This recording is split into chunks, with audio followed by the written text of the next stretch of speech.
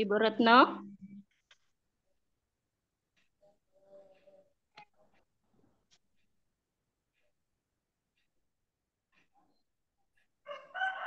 Assalamualaikum warahmatullahi wabarakatuh.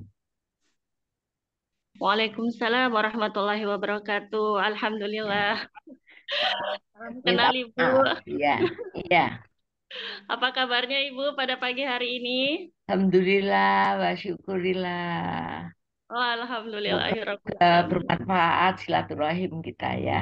Amin ya Yang Allah. bertemu dengan Sebelumnya semuanya. jazakillahu khair Ibu atas kesempatan waktunya yang telah diberikan pada kami pada pagi hari ini, yang Ya, insya Allah akan berbagi ilmu kepada kita semua. iya. Amin. Izin Ibu, apakah sudah siap Ibu dengan materinya pada pagi hari ini? Insya Allah, tapi sebelumnya mau bertanya. Ini Iya Bu. Bu Ang hanya menyampaikan saja atau ada sesi tanya jawab atau bagaimana? Ya, nanti setelah materi akan ada diskusi Bu atau sesi tanya jawab. Oh gitu ya, baik.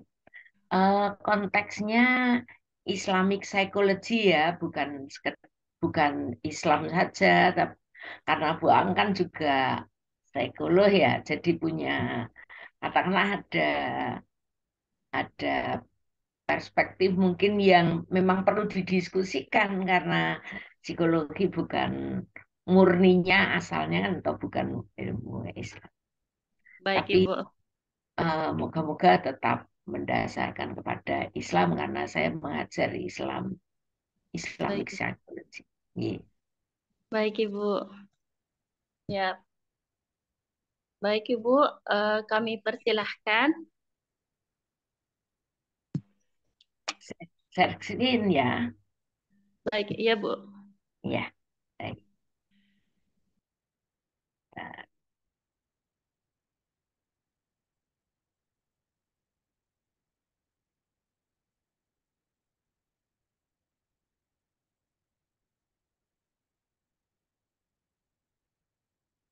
sudah tampak? Alhamdulillah sudah tampak Ibu. Ya, baik. Eh, jadi eh, sekarang ini yang namanya hipnoterapi itu kan sangat tren ya, sangat marak ya. Eh, Berbagai aktivitas sekarang bahkan bisa dikatakan aktivitas-aktivitas penting itu selalu ada campuran hipno, hipnotisme, tetapi dengan berbagai gaya, ya berbagai variasinya. Kalau di manajemen ada hipnomanajemen, ada hipnobirthing di kesehatan, ada hipno medisin di kedokteran ya. Kemudian ada hipnoterapi itu sendiri dalam psikologi, kemudian bahkan ada hipno Quran ya. Bahkan ada hipno Quran, ada hipnotafis. Nah, eh, saya melihatnya itu sebagai sesuatu hal yang sangat memprihatinkan karena sebenarnya kita seperti ditarik mundur ke ribuan tahun yang lalu ya, kepada ilmu ribuan tahun yang lalu, bahkan bukan bukan sekedar beratus tahun yang lalu ya. Jarak kita dengan Rasulullah itu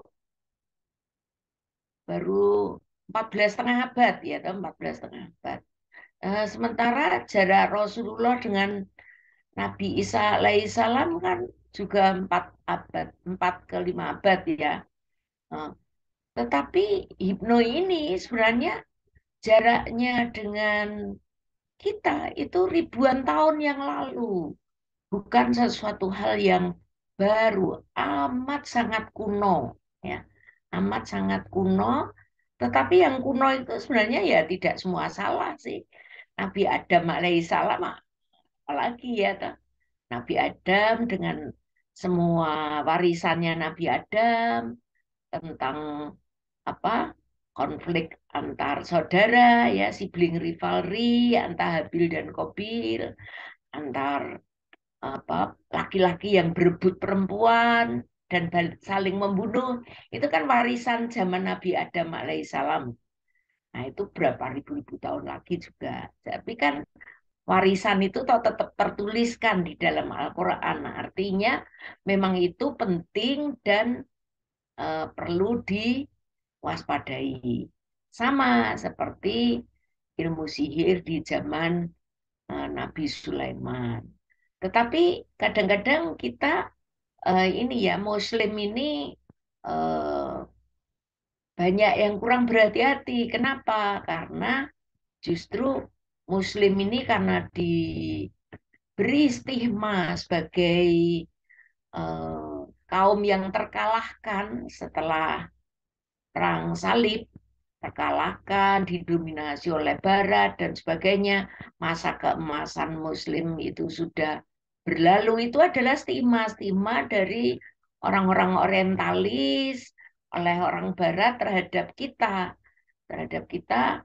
karena peperangan itu merasa mereka menjadi apa maskot ya, menjadi superpower di dunia ini dan memberikan kita stigma sebagai kaum yang terkalahkan.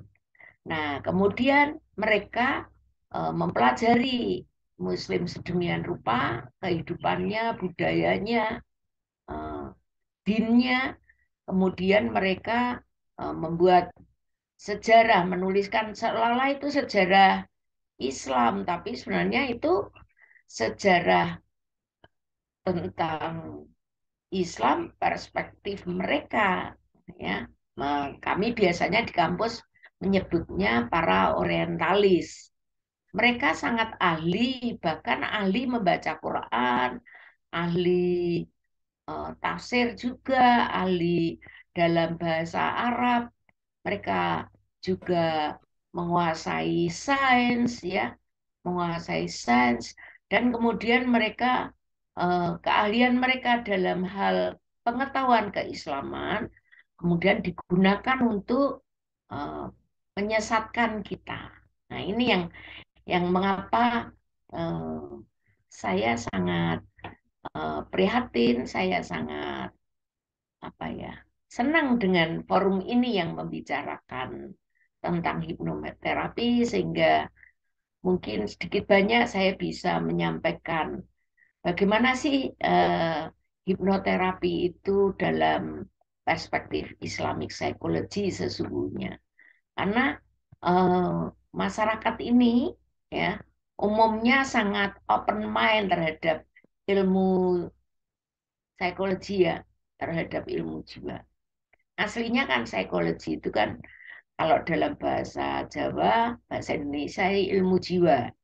Eh, Tetapi yang populer adalah psikologi konvensional yang dari Barat. Nah, kemudian seolah-olah kalau ada kata-kata psikologi itu berarti baik untuk memahami manusia, ilmu jiwa manusia. Nah, oleh karena itu, supaya kita lebih memahami mengapa hipnoterapi itu perlu diwaspadai betul, nah, betul-betul harus beribu-ribu kali, bahkan berjuta-juta kali untuk memanfaatkannya, maka kita harus tahu asal-usulnya itu seperti apa. Ya. Jadi, eh, hipnoterapi itu, eh, nah ini ya, supaya kita tidak tersesat ini, maka ketika kita mempelajari hipnoterapi itu, mari kita, tadi sudah diawali dengan doa ya, ya, dan Bu Ang juga menyimaknya. Tapi mari kita mengulangi lagi satu doa yang sering kali, bukan sering ya, menjadi satu habit, satu kebiasaan saya di kelas di Fakultas Psikologi kami, ketika mau mempelajari sesuatu, maka kami berdoa dengan doa belajar. Ya, jadi Bismillahirrahmanirrahim. Raditu billahi robba wabil islami dina wabil muhammadin nabiyya wa rasulah Robbi zidni ilma warzukni fahma. Nah, doa ini kebanyakan mahasiswa kami eh, tahu.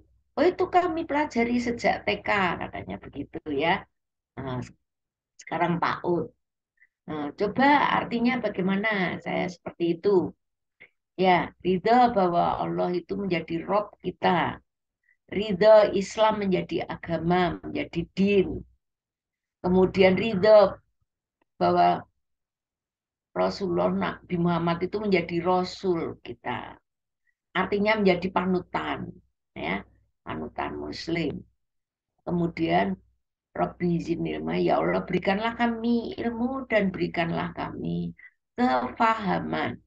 Kepahaman.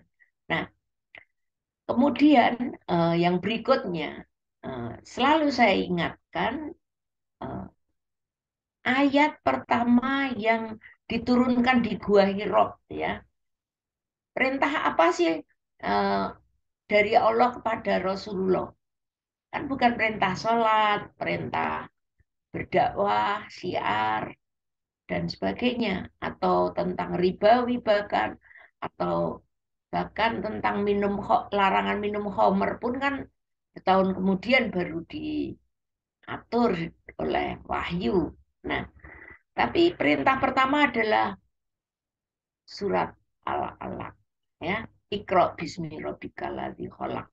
Nah, Iqra ini menimbulkan kalau kita memahami eh, apa sih surat ini kok diberikan kepada Rasulullah, maka saya sebagai Muslim yang jauh sekali dari Rasulullah, dari waktu dan tempat maupun tidak pernah bertemu, tetapi kita kemudian berpikir ya, kita diberi otak untuk berpikir. Siapa yang harus membaca? Hanya Rasulullah kah? Atau kita semua? Kalau kita mengaku tadi kembali lagi, ya, raditu billahi robba wa bil islami dina wa bil muhammadin nabiyya wa rasulah, maka kita bisa menunjuk diri sendiri. Siapa yang harus membaca? Siapa yang harus ikro? Saya, Muslim. Siapa yang harus membaca? Bukan hanya menerima apa saja dari guru atau apa saja dari apa kitab-kitab apa penjelas dari Al-Quran, kitab-kitab para alim ulama, bukan seperti itu saja. Tetapi siapa yang harus membaca? Saya. Nah, kemudian lanjutkan, apa yang harus dibaca? Nah, ketika apa yang harus dibaca ini yang pertama kali ya Quran dan hadis, karena untuk zaman kita sudah ada hadis. Tetapi hadis yang seperti apa? Kan seperti itu. Kapan kita membacanya? Ya saat ini ketika kita hidup. Di mana ya? Dimanapun kita berada. Mengapa harus membaca? Ya karena dengan membaca itu kita akan dengan membaca dan diulang-ulang kita akan diingatkan terus seperti itu. Lalu bagaimana caranya membaca? Nah, ini semua yang ada di dalam diri kita, potensi insaniah yang dikaruniakan kepada kita seharusnya digunakan untuk membaca. Bukan membaca hanya melihat tulisan kemudian kita menganggapnya sebagai simbol kemudian kita melafazkan saja. Tetapi ikro di sini, perintah bacalah ini bermaksud lebih luas. Bacalah, telitilah, dalamilah, ketahuilah sesuatu, bacalah alam ya, semua ayat Allah yang tidak tertulis, bacalah tanda-tanda zaman ya. Kemudian bacalah hal-hal yang ada pada diri sendiri ya, yang tertulis dan tidak tertulis. Nah, objek perintah membaca itu menurut pemahaman saya ini ya, nah ini bisa didiskusikan nanti. Itu mencakup segala sesuatu yang dapat dan patut untuk dibaca. Ya. Ini saya dapatkan dari penjelasan ustadz saya, tetapi sudah saya rangkum sedemikian rupa. Ya,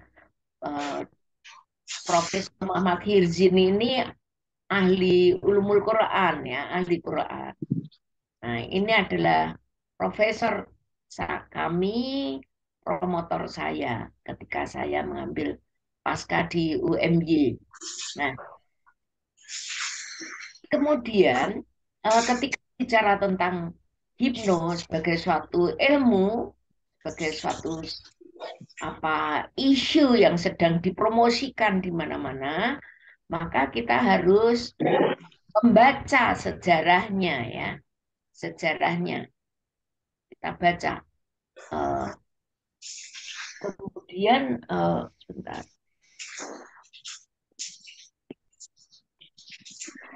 Eh, Maka saya menemukan bahwa hipno itu muncul di akhir abad 3 sebelum Masehi. Abad 3 sebelum Masehi.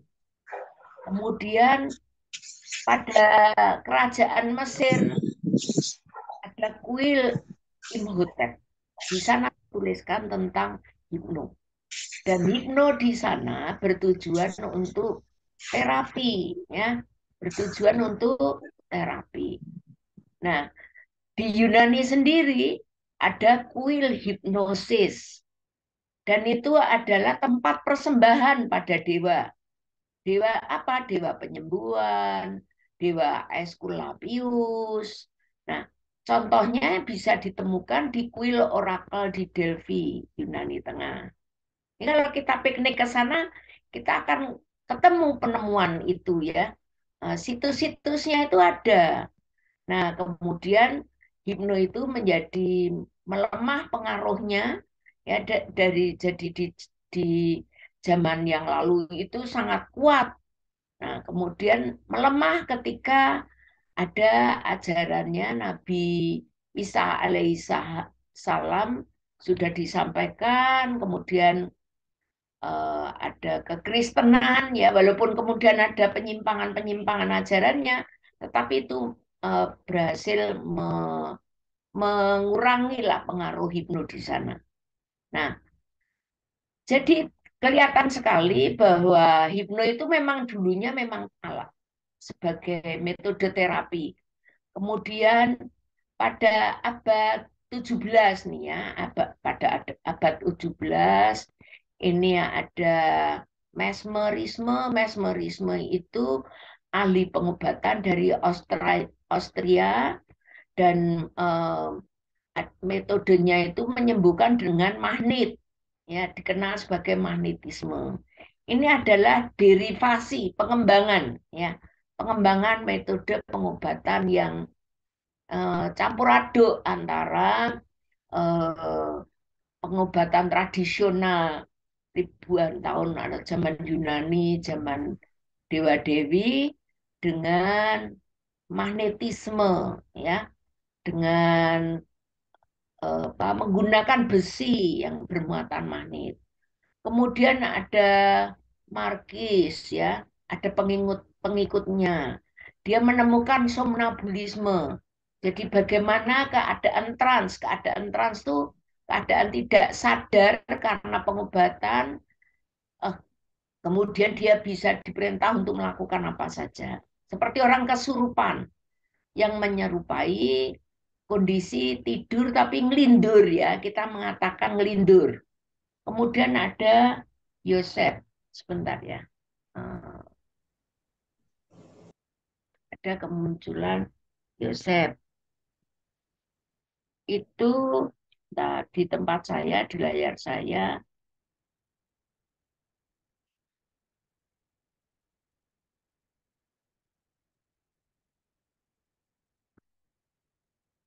ada Yosef Philip Francois Delius, ya, yang beranggapan bahwa sugesti, ya, yang diberikan saat trans itu terbawa setelah sadar kembali. Nah, inilah mulai, ya, eh, menganggap bahwa kondisi hipnosis itu dihasilkan oleh magnet, bukan oleh subjek. Nah, pengobatan magnet ini sekarang muncul dalam bentuk gelang-gelang ya, gelang-gelang, kemudian ada piringan-piringan tertentu ya. Sekarang kemudian gelang, kalung ya, kalung. Saya geser eh, ini saya sebentar.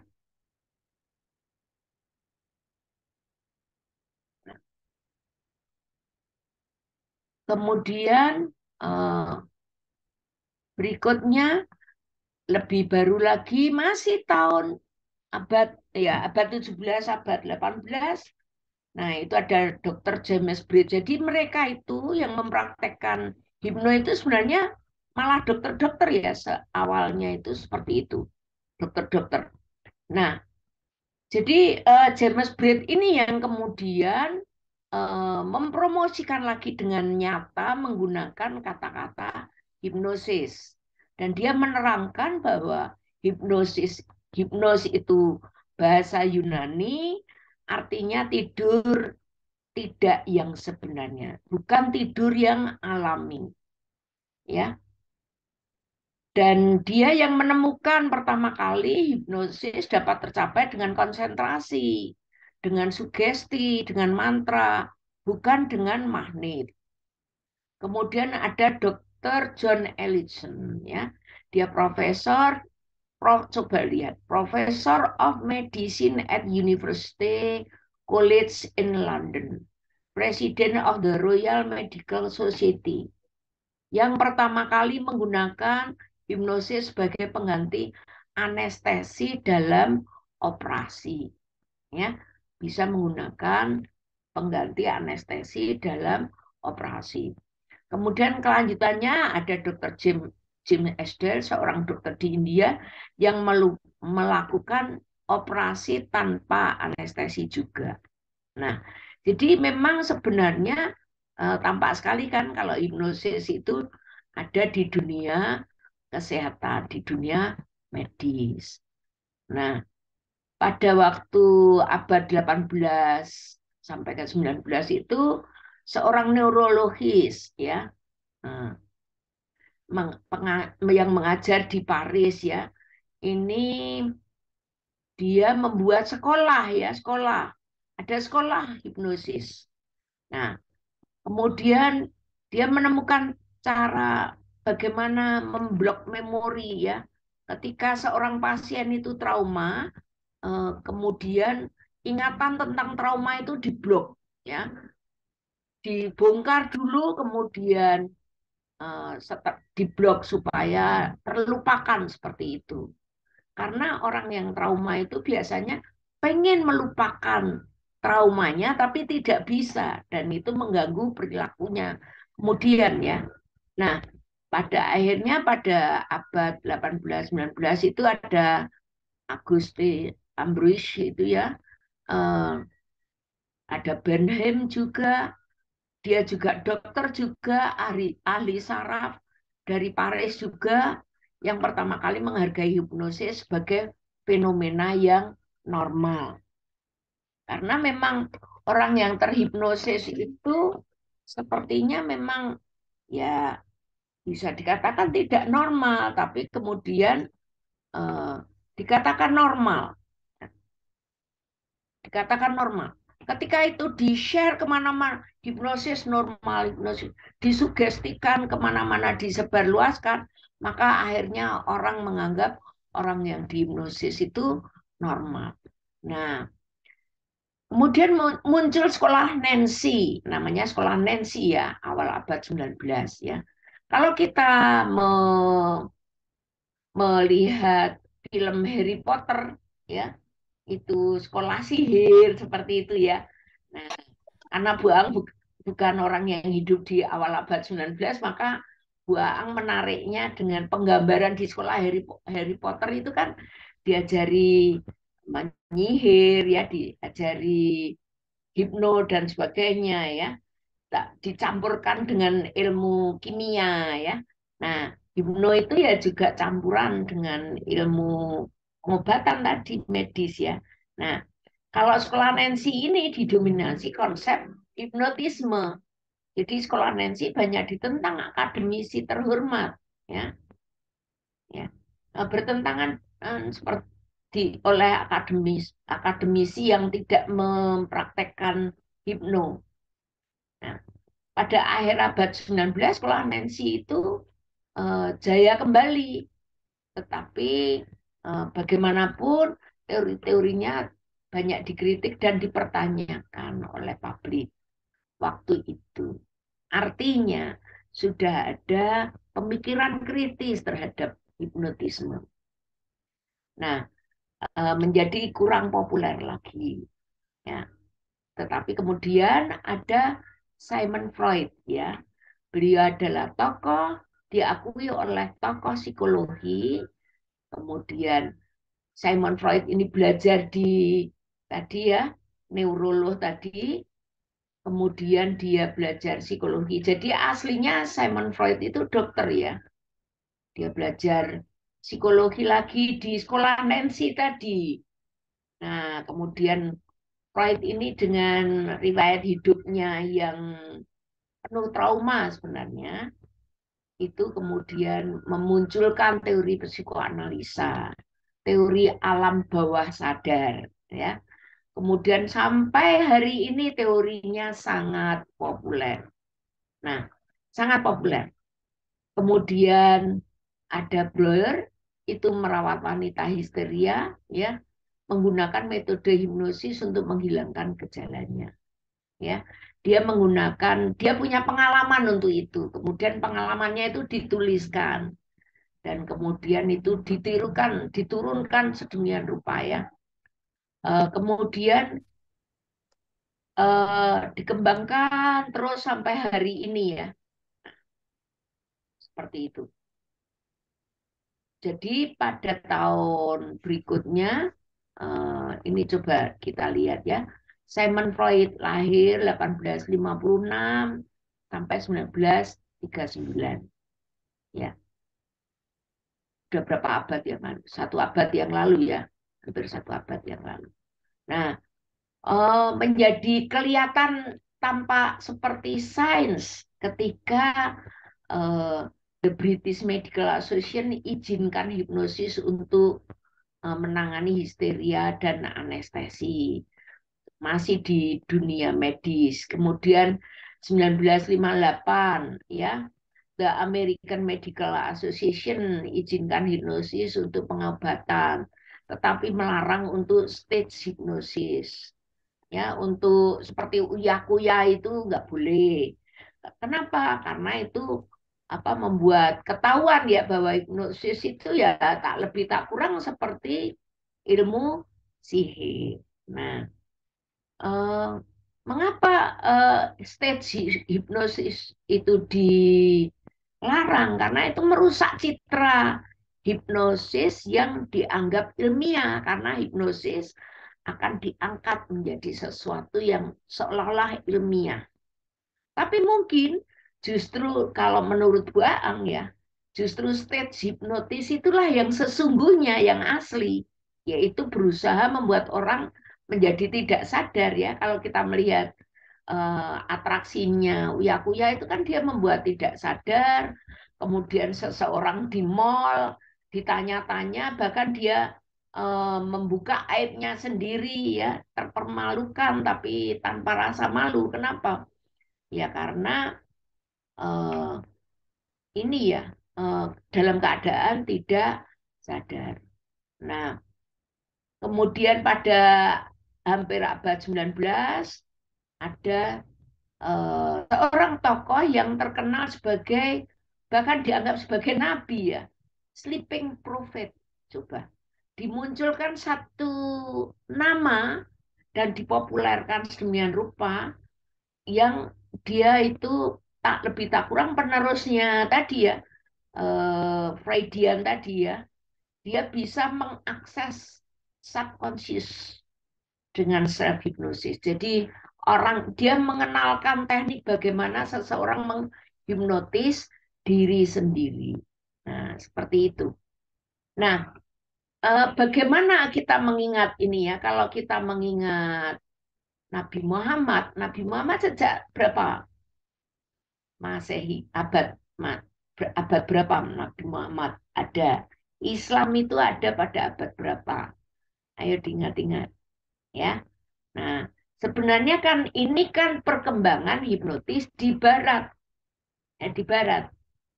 Sedangkan kalau di Islam sendiri kan punya perkembangan tentang ilmu yang bersifat sihir ya. Nah, tetapi karena kita ini jaraknya jauh dan kita terjajah oleh Belanda dan Portugis dan yang lain-lain, Jepang dan sebagainya, berabad-abad, maka ketika orang Indonesia itu merdeka, ya sangat ingin seperti kaum penjajahnya. Justru malah sangat ingin seperti kaum penjajahnya. Sehingga tokoh-tokoh seperti Freud, kemudian Erikson, ya, kemudian Emil, kemudian orang-orang Amerika yang praktisi-praktisi ilmu campuran antara sains dan eh, ilmu pengobatan atau teknik pengobatan yang kuno tadi seolah-olah menjadi eh, apa ya, barometer kemajuan eh, masyarakat Indonesia. Nah, jadi Erikson ini disebut bapak hipnosis modern. Ketika dengan kata-kata modern, wah kita ini terpesona, gampang sekali terpesona.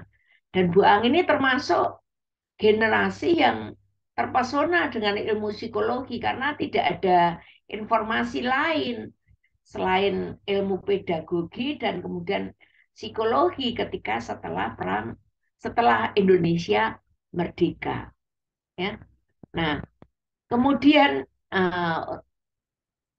pada Perang Dunia Kedua itu kan hipnosis di Amerika itu sangat populer karena dijadikan sebagai terapi untuk orang-orang yang trauma karena korban perang atau justru tentara-tentara yang eh, sangat traumatis ya. Kita kalau lihat film Rambo itu ya, bagaimana tentara itu kemudian sangat error perilakunya karena dia membunuh banyak orang padahal dia sebenarnya bukan pembunuh, dia hanya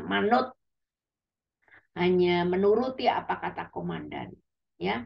Jadi saat ini itu memang sangat populer di US, di Eropa, di Jepang, di Australia ya. Dan dikatakan efektivitas penyembuhannya itu sangat cepat, cepat sembuh. Tapi juga jangan heran, itu juga cepat kambuh. Tetapi kan kata-kata cepat kambuhnya itu kan tidak dipopulerkan. Yang dipopulerkan melalui jurnal-jurnal adalah cepat sembuh.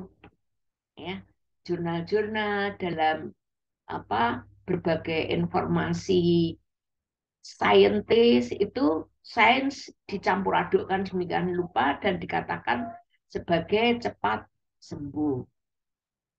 Bahwa cepat kambuhnya tidak. Mengapa? Karena kalau pasien itu kambuh lagi kan merupakan lahannya terapis. Ya. Nah, itulah teknik bagaimana melestarikan ketergantungan pasien kepada terapis itu ya di situ diantaranya tidak apa tidak menyampaikan efek ikutan, efek bukan samping, ikutan memang ikutan ya. Tetapi seolah-olah efek samping. Kalau efek samping kan seolah-olah terapis tidak bertanggung jawab. Karena sampingan itu di luar kontrol kemampuan manusia, seolah-olah begitu. Nah, di Indonesia ini dikatakan perkembangannya sangat tertinggal sebenarnya. Alhamdulillah sebenarnya sangat tertinggal. Tetapi sekarang ini baru kemaruk ya, baru terpesona sekarang ini.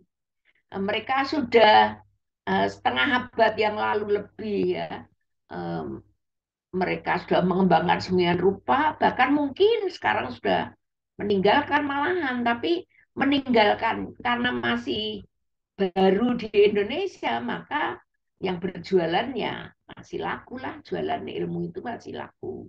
Nah, eh, dan kita terus terang saja harus mengakui masyarakat Indonesia ini memang traumatis, ya. Kita ini enlander dalam hal ilmu, kita ini sudah biasa terjajah. Kemudian kita ini memang bangsa yang romantis, ya. Romantis karena alam kita sangat indah, maka kita ini secara apa ya, alamiah itu kita tuh menjadi orang yang romantis. Kita juga ramah, murah hati, ya. Juga lembut, ya. Lemah juga lemah karena mudah di apa dimanipulasi, ya. Ya. Oh, ciri-ciri itu menjadikan kita ini mudah terhipnotis. Terhipnotis oleh apa saja? Oleh apa saja. Kemudian kalau ada pseudoscience itu maka yang memprihatinkan kita menjadi rahab, menjadi sangat apa tuh open, sangat apa welcoming begitu, kurang kritis. Nah, nah padahal padahal ya kita ini mengaku tadi raditu billahi robba wabil islami dina. Nah, wabil Muhammadin nabiyya wa rasulah. Jadi ya kalau kita mengingat Quran maka di sana sudah ada peringatan. Tinggalkanlah orang-orang yang menjadikan agama mereka itu sebagai main-main dan sendaguro. Ya. Negara-negara yang tadi mengembangkan hipnotisme adalah negara-negara yang mempermainkan agama dan menganggapnya sebagai sendaguro. Dan mereka telah ditipu oleh kehidupan dunia. Nah, jadi sesungguhnya hipno yang saat ini populer di masyarakat kita ini hanyalah ilmu kuno yang ganti casing, di label baru, ya, merupakan pseudoscience, ya. Kemudian supaya laku ditambahkan ayat-ayat Quran ke dalam mantra-mantra atau kalimat-kalimat yang digunakan ketika mengajak, mengajarkan, atau menghipnotis. Nah, masalahnya adalah bagi Muslim, kata-kata yang digunakan untuk menghipnotis, untuk melakukan hipnotis terhadap diri sendiri oleh diri sendiri, ataukah kepada anak, atau kepada istri, atau kepada rekanan atau klien, itu sebenarnya bukan sekedar pengucapan atau sekedar bahasa, tetapi itu adalah masalah akidah. Karena kita tahu tadi sejarahnya hipnotis itu adalah sebagai suatu bagian dari ritual pemujaan dewa-dewa, dewa-dewi. Dan Rasulullah sudah memperingatkan hal itu. Baiklah, mungkin sampai di sini dulu, ya. Yang bisa saya sampaikan mungkin lebih baik ada diskusi atau mungkin tanya jawab. Monggo, moderator. Baik, Ibu. Terima kasih. Iya, Materi yang sangat penting ya, Bu ya, mengingat sekarang mulai sering banyak ya, Bu ya, bermunculan masalah hipnoterapi, terutama di bagian kesehatan ya, Bu ya. iya. Kalau bagian Kesehatan dan kebidanan, pendidikan, ya, oh ya, kesehatan dan pendidikan. kesehatan dan Ya. pendidikan baik ya, Bu. Ini Alhamdulillah yang telah bergabung di chat di ruang Zoom kita, kajian pada pagi hari ini itu 43 orang dan kita juga live streaming Ibu di YouTube. Nggih. Baik, bunda-bunda yang ingin bertanya, boleh di raise hand atau boleh di kolom chat. Kami persilahkan. Masya Allah ini materinya sangat luar biasa ya Ibu ya. Jazakillah khair Ibu ini membuka wawasan. Baik, ini ini ada chat yang masuk.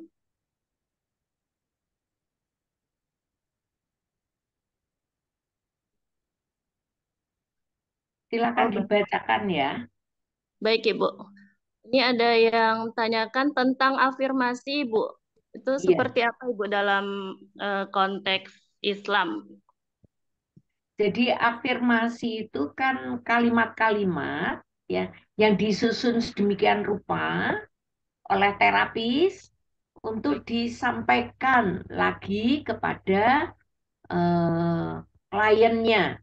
Nah, jadi di dalam prakteknya mereka biasanya kan membongkar apa sih masalah si klien itu, si pasien itu. Oh, saya sedang, misalnya, saya sedang tidak baik hubungannya dengan anak.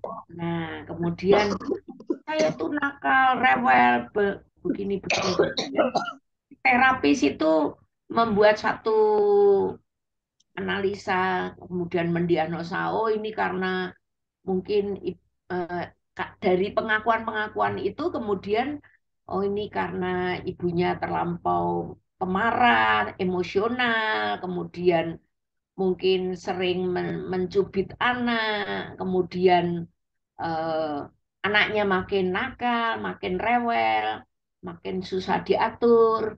Kemudian si terapisnya itu menyusun suatu kata-kata yang itu disampaikan, disugestikan kepada kliennya, tetapi kliennya itu dibuat untuk masuk ke alam bawah sadar lebih dulu. Nah, ini teorinya Freud masuk di sana, mengaplikasikan teori Freud. Nah, afirmasi-afirmasi itu akan berasa tepat sekali kok. Persis ya seperti yang saya rasakan. Ya karena memang dari menggali masalah dulu kan gitu ya. Jadi kemudian misalnya eh, setelah dihipnotis di dalam prosesnya kemudian ibu nanti kalau sadar ibu adalah seorang ibu yang lemah lembut. Ibu tidak marah lagi kepada anak. Ibu menjadi orang yang mau mendengar, dengarkan anak. Kemudian ibu begini, begini, begini. Afirmasinya seperti itu. Dan itu kalimat-kalimat yang disugestikan, ditekankan kepada si klien. Nah, nah itulah mantra-mantra. Sesungguhnya dulu namanya mantra, itu mantra ya. Dalam ilmu sihir namanya mantra-mantra gitu. Nah, jadi afirmasi sekarang ini para ahli hipno itu juga lo itu bisa kok dalam keadaan sadar. Iya, sadar tapi menyerah, menyerah kepada terapis, menyerah. Nah, ketika seseorang itu menyerah, maka kemudian kewaspadaannya itu pasti berkurang ya, berkurang. Kesadarannya berkurang. Walaupun sadar, sadar dalam arti ya melek lah, ya nggak tidur. Dulu hipno banyak sekali yang didemokan dalam bentuk di kamu kalau melihat ini apa kalung yang digoyangkan begitu, maka kamu akan tertidur kan seperti itu. Kemudian barulah afirmasi itu diberikan. Sekarang tidak, tetap melek, tetapi dia datang kepada terapis hipno itu kan sudah menyerah lebih dulu, mempercayai ya, mempercayai bahwa si terapis itu bisa menyelesaikan masalah saya. Itu sudah mengurangi kewaspadaan, mengurangi kesadaran dalam bentuk kesadaran kolbu ya, bukan kesadaran pingsan atau yang artinya kaitannya dengan pingsan atau tidur atau apa tidak sadar dalam arti tidak melek ya, tidak matanya tidak membuka, bukan itu seperti itu. Jadi afirmasi itu eh, siapapun bisa melihatnya sebagai hasil dari pemikiran manusia. Dan kita semua ini bisa membuat afirmasi. sebenarnya. Contohnya, ketika kita ingin menghibur anak kita yang sedang berduka karena menerima rapor nilainya ada yang kurang bagus misalnya.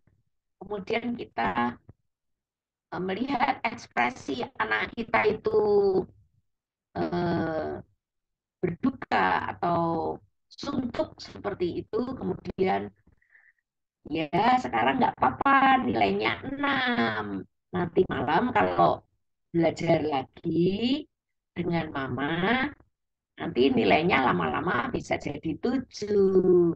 Kalau belajarnya lebih sering lagi, bisa menjadi 8. Kamu bisa kok. Kalau kamu mau belajar, maka kalau mama mengajak belajar, kamu mau ya belajar ya. Jangan pegang HP ya. Itu adalah afirmasi. Dan semua ibu yang memang kasih sayang dengan anak akan menyampaikannya dengan kasih sayang. Dan itu dalam Islam ada. Nggak usah kulaan kemana-mana. Bahwa kita ini apa eh, mengafirmasi terus-menerus kepada anak didik, kepada anak-anak kita. Jadi nggak usah mengikuti hypnoparenting dan kemudian mengikuti afirmasi dari trainer. Itu kan trainer yang menyusun. Belum tentu baik untuk kita dan anak kita. Kalau kita menyusun apa afirmasi itu karena kita menghayati apa fungsi tugas penciptaan diri kita sebagai abdillah, sebagai khalifah di rumah, maka ya ketika kita membuat kalimat-kalimat untuk orang anak kita itu adalah kalimat-kalimat yang kalau dicocokkan dengan Quran ya memang ada gitu loh. Memang kita bukan diminta, diajarkan dan dicontohkan Rasulullah untuk mendidik anak dengan cara begini dan begini. Banyak sekali kan eh, teknik mendidik di dalam Islam. Ini nggak perlu hypnoparenting. Nah, cuman masalahnya Muslim sekarang jauh dari Quran, jauh dari hadis, malas membaca buku-buku alim ulama yang amanah. Yang ketemu alim ulama yang mengajarkan hal-hal yang instan. Bahkan sekarang di YouTube kan, baca surat tertentu, ayat tertentu. Besok pagi bangun pagi, Anda akan menjadi kaya raya. Misalnya itu kan instan. Nah, instan. Jadi ya, eh, dalam Quran itu kita dijelaskan bahwa semua akan kita peroleh melalui sunatullah, melalui proses, by proses. Ada sunatullah di sana. Tidak hanya sekedar Allah kan maha mengampuni, Allah maha mengabulkan, kemudian kita pikir ribuan kali misalnya. Kan seperti itu. Mari kita, ya memang Allah maha mengampun, maha pengampun, maha mengabulkan doa, semua doa hambanya. Tapi ya hamba yang seperti apa? Hamba yang iman taat atau tidak? Atau hamba yang kreatif sekali, melebihi nabinya, seperti itu. Nabi mengajarkan zikir seperti apa. Nah, ini kreatif sekali membuat zikir yang seolah-olah itu bisa memaksa Allah untuk mengabulkan seperti itu. Nah, itu self hypnotis itu. Iya, Baik. ya. Ini ada Selanjutnya, pertanyaan itu di kolom chat. Saya bacakan ya, Bu ya. iya, saya tidak akan membuka kolom chat ya. Ya. Ini dari Bunda Fatimah. Bu, saya mau bertanya ketika menghipnosis, apakah terapis bisa mengetahui ketika pasien hanya berpura-pura terhipnosis? Terima kasih, Bu. Ya, sebenarnya ya tergantung terapisnya itu pinter apa enggak. Ya, pinter atau tidak. Karena memang pada dasarnya hipnotis itu tidak pernah tahan lama. Tadi sudah saya sampaikan ya. cepat masuk karena si klien atau pasien itu menyerah, mau dihipnotis, tetapi juga cepat hilang juga, tidak lama. Karena itu hanya sugesti, hanya mantra-mantra. Ketika si klien atau pasien itu terbentur pada realita-realita keseharian, maka dia akan kembali lagi seperti yang dulu. Ya, karena pada dasarnya mantra-mantra atau afirmasi atau sugesti itu kadang-kadang juga berisi kebohongan kan, kebohongan. Kebohongan ketemu dengan klien atau pasien yang juga biasa bohong, ya, bohong ketemu bohong, ya sekufu lah gitu. Tapi ya perubahan menjadi lebih baiknya dengan ukuran terapis, toh. Bukan dengan ukuran Allah atau Islam, bukan dengan ukuran contoh-contoh Rasulullah, bukan. Karena apa? Rasulullah kan tidak pernah membohongi sahabat-sahabatnya ya. Misalnya ketika mengajarkan bahwa minum khamr itu haram, tidak boleh. Rasulullah kan bertahap mengajarkan sampai menjadi suatu kesadaran bahwa ketika sholat tidak boleh dalam keadaan mabuk. Karena kalau mabuk kamu tuh pikirannya kemana-mana kan. Kita tahu bagaimana orang mabuk. Nah, maka kemudian diajarkan lebih dulu wudhu, sadar wudhu, wudhunya harus sempurna. Kan gitu. Mana ada orang mabuk wudhu dengan sempurna, ya. Kalau dia dicelupkan di kolam mungkin baru sadar, ya. Nah, jadi ketika Rasulullah mengajarkan khamr itu haram, tidak membohongi dengan mengatakan kalau kamu melihat ini whisky misalnya, alkohol, maka kamu melihat itu sebagai darah yang menjijikkan misalnya. Tidak begitu kan? Tapi Rasulullah menerangkan akibat dari Homer itu apa, seperti itu.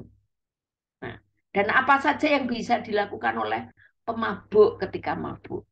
Dia bisa menghalalkan segala cara untuk memuaskan nafsunya, seperti itu. Nah, tapi beda dengan terapis hipno ya. Terapis hipno ketika contohnya saja menghipno orang perokok. Dia, kamu kalau melihat ini, dia pegang rokok nih, ya. Dia pegang rokok. Kamu kalau melihat ini, maka kamu akan merasa jijik karena ini seperti ulat hijau yang besar misalnya. Karena dia tahu bahwa dia sudah mewawancarai dulu bahwa si kliennya atau pasiennya itu benci kepada ulat misalnya. Atau dia, kamu kalau pegang ini kamu bagikan memegang tinja misalnya. Dan kita tahu semua orang nggak suka pegang tinja walaupun itu tinjanya sendiri kan. Nah, seperti itu kan bohong. Sesuatu yang bohong, tipuan. Ya, semua yang menipu itu tidak akan tahan lama. Kalau sampai tahan lama, ya karena yang ditipu itu menyerah gitu. Dia kehilangan kemanusiaannya yang fitrah, yang yang asli itu kehilangan kemanusiaannya. Maka dia seperti robot. Maka saya katakan bahwa saya berani mengatakan bahwa hipnoterapi itu membuat seseorang itu menjadi robot yang diprogram oleh terapisnya. Dia mungkin menjadi lemah lembut, dia mungkin menjadi anak yang sopan, penurut, tapi itu bukan dirinya sendiri. Itu adalah model manusia yang di, dibuat oleh terapis dan disampaikan, disugestikan kepada kliennya. Seperti itu. Jadi Baik. kalau ibu-ibu belajar hypnoparenting, itu ibu pasti terhipno lebih dulu oleh trainernya.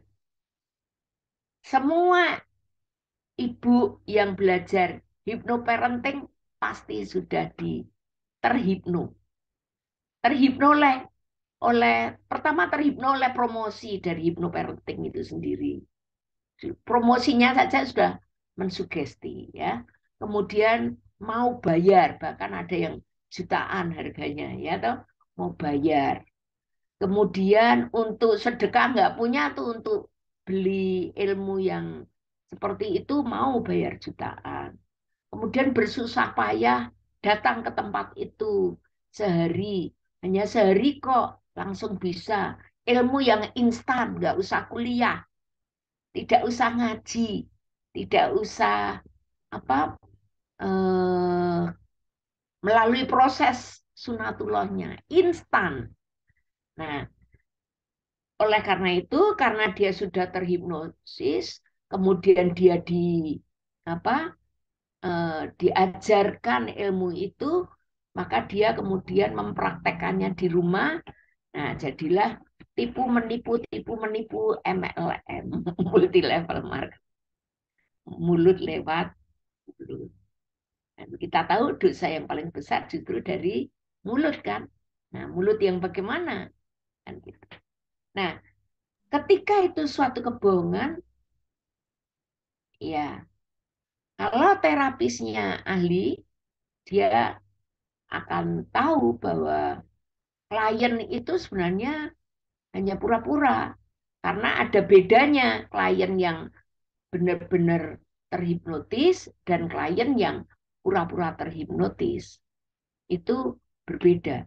Dan memang dari suatu penelitian dalam suatu jurnal diakui bahwa tidak semua orang bisa dihipnotis. Ya, tidak semua orang bisa dihipnotis.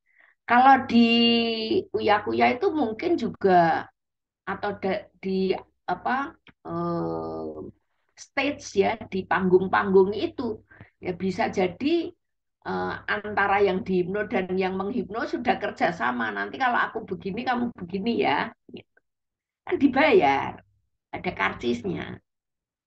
Itu ya, Masya itu Allah. jawaban saya. Nggih. Allah, syukuran Ibu. Sudah cukup jelas ya, Masya Allah, panjang lebar. Ibu, Iya, biar jelas. Kalau nggak panjang lebar nanti nggak jelas paruh-paruh. iya, Beda, Masya Allah. beda persepsi nanti. Ya, Masya Allah, syukuran Ibu. Baik, selanjutnya Ibu dari Bunda Retno. Bismillah. Assalamualaikum Ibu Dokter Retno Anggraini yang semoga dirahmati Allah Ta'ala. Amin. Ana Retno Wulandari dari Bekasi. Afwan, Ana izin bertanya, apakah doa yang sama yang diulang-ulang bisa mengubah alam bawah sadar seseorang? Apakah berdoa bisa menjadi terapi bagi orang yang memiliki masalah psikologis? Syukran, Ibu. iya. Doa itu ketika diulang-ulang bisa menjadi terapi. Nah, tujuan terapinya apa? Menjadi sadar atau menjadi bawah sadar? Nah, itu. Jadi hilangkan dulu itu ilmu yang membuat kita sesat pikir tadi. Istilah-istilah bawah sadar itu bukan Islam, ya. Islam tidak pernah mengajarkan, Rasulullah tidak pernah mengajarkan sahabatnya untuk dengan cara menyentuh bawah sadar para sahabatnya. Tidak. Tapi Rasulullah itu mengajak sahabat berpikir sadar, memahami dirinya, memahami harkatnya, martabatnya, memahami Allah Subhanahu wa taala itu nomor satu. Bahwa dia harus menyerah itu hanya kepada Allah Subhanahu wa taala. Jangan menyerah kepada siapapun, tapi menyerahlah kepada Allah Subhanahu wa taala. Maka eh, ketika mengajarkan doa pun saya belum pernah atau saya mengabaikan ya, saya memilih karena saya memilih hadis yang sahih. Di dalam kumpulan hadis yang sahih, saya belum menemukan apa riwayat Rasulullah mengajarkan doa satu doa dan itu diulang berkali-kali sedemikian rupa. Tidak.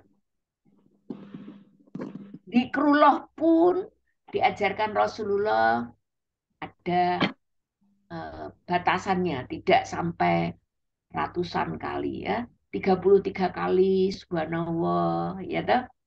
Alhamdulillah wala ilaha illallah Allahu akbar misalnya. Itu pun eh, ditutup ketika ke 100-nya kan la ilaha illallah Muhammad Rasul. Nah, kemudian ada doa-doa dari nabi-nabi kita ya, nabi-nabi kita. Apakah kemudian diajarkan ketika itu nabi doanya, contohnya doanya Nabi Ibrahim ketika menginginkan anak keturunannya menjadi Muslim ya di surat Al-Baqarah ayat 128 seingat saya ya. Apakah kemudian Rasulullah kamu kalau kepingin anakmu soleh solihah eh, lafazkan doanya Nabi Ibrahim eh, sekian ratus kali atau sekian ribu kali atau yang dengan ukuran-ukuran ya.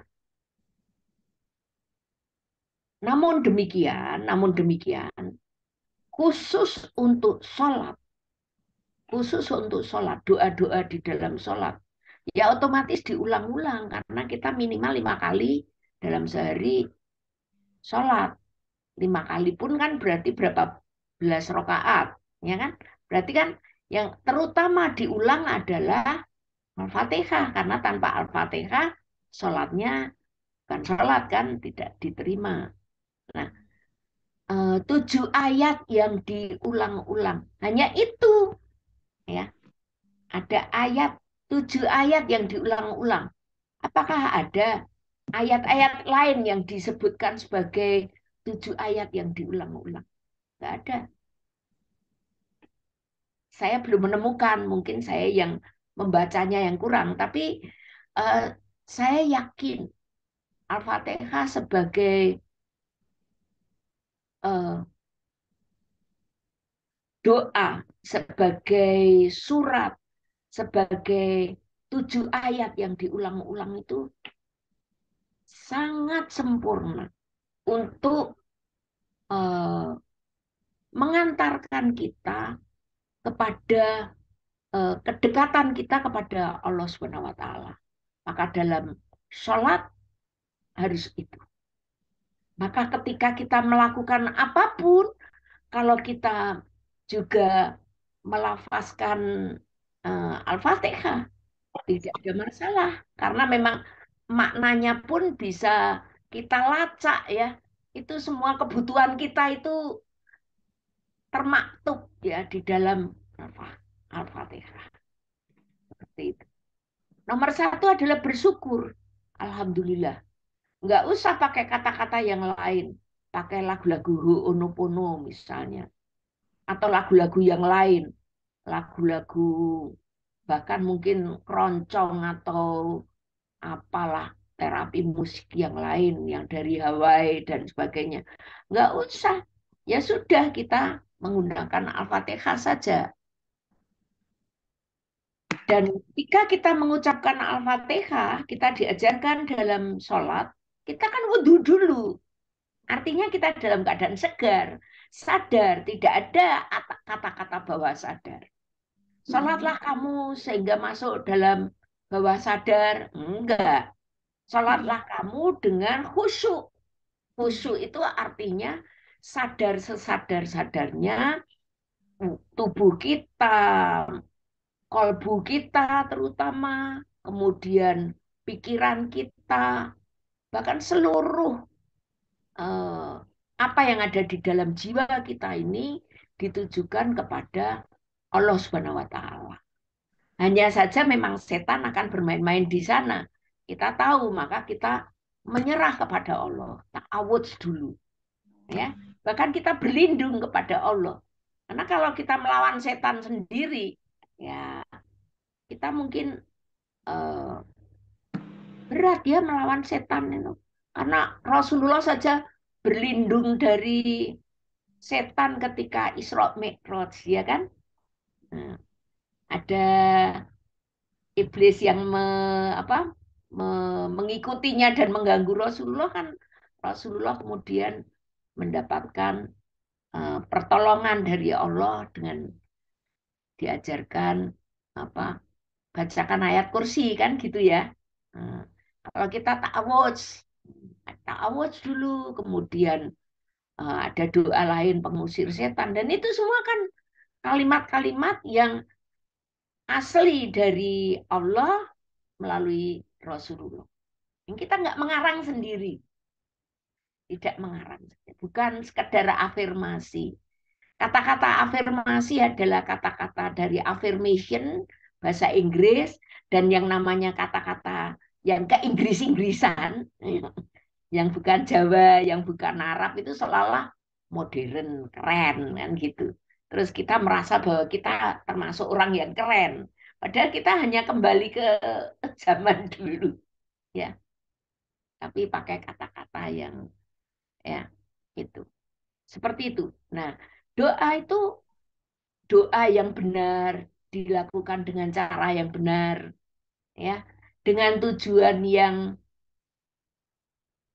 Allah alam ya Allah alam tetapi Allah itu malu kalau hambanya yang iman taat berdoa sudah turun tangannya kok belum terkabulkan sudah dicatat akan dikabulkan tapi pengabulannya seperti apa kan ya terserah Allah kita kan nggak bisa mendikte Allah Subhanahu wa taala Allah kabulkan doaku segera.